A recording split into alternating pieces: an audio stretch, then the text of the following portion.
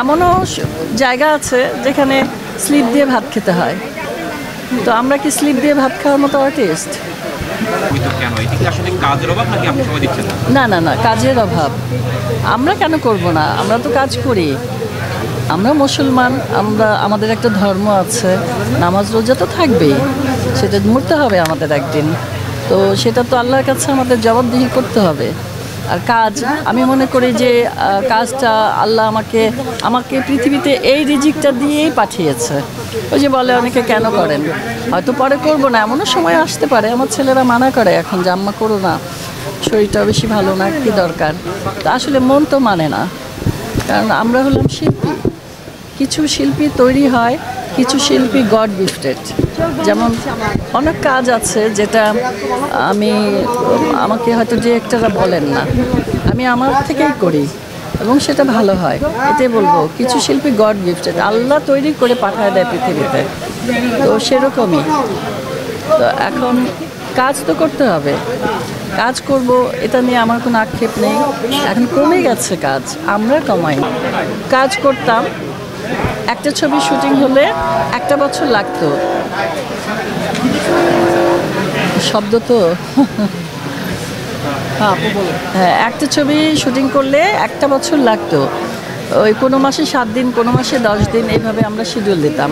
কিন্তু এখন পারলে মানে 3 দিনে একটা ছবি শেষ করে ফেলে।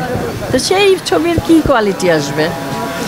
না রিহার্সাল, না স্ক্রিপ্ট, না কিছু। আর্টিস্টও কমায় দেয়, পয়সাও কমে গেছে অনেক, কনভিন্স তো নাই।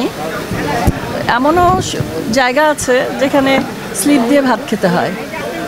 তো আমরা কি স্লিপ দিয়ে ভাত খাওয়ার মতো আর্টিস্ট? আমরা কেন স্লিপ দিয়ে ভাত খাবো? কেন আমরা কেন 3 দিনে কাজ করব?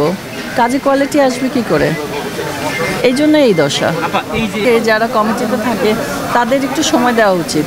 সবাই যদি ব্যস্ত থাকে, সমিতিকে সময় দিতে পারবে না এবং এদের নিয়ে ভাবতে হবে। আমার মনে হয় কিছুটা সময় অন্তত, যারা আমরা আসি শুধু নির্বাচন করার জন্য আসলে হবে না, কাজ করার জন্য আসতে হবে। যেমন সবাই কিন্তু ভালোভাবে আছে তা কিন্তু না, অনেকের বাসায় ডাল ভাতও হয় না, আবার অনেকে পোলাও ভাতও খায়। তো এই সমন্বয়টা করতে হবে আমাদের শিল্পী সমিতির যারা আছে, তাদেরকে খোঁজ খবর নিয়ে সেটা সমন্বয় করতে হবে যে কে ভালো আছে, কে খারাপ আছে। যে খারাপ আছে তাদেরকে আমরা একটু হেল্প করি।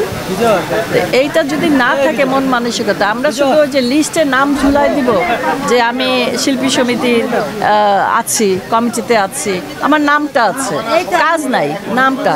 তো এইরকম নামের কোনো দরকার নেই। কাজ করতে পারলে আসেন, দেখেন, করেন এবং মানে শিল্পী থাকলে তাদেরকে দেখতে যান। হয়তো অনেকে চাইতে পারে না।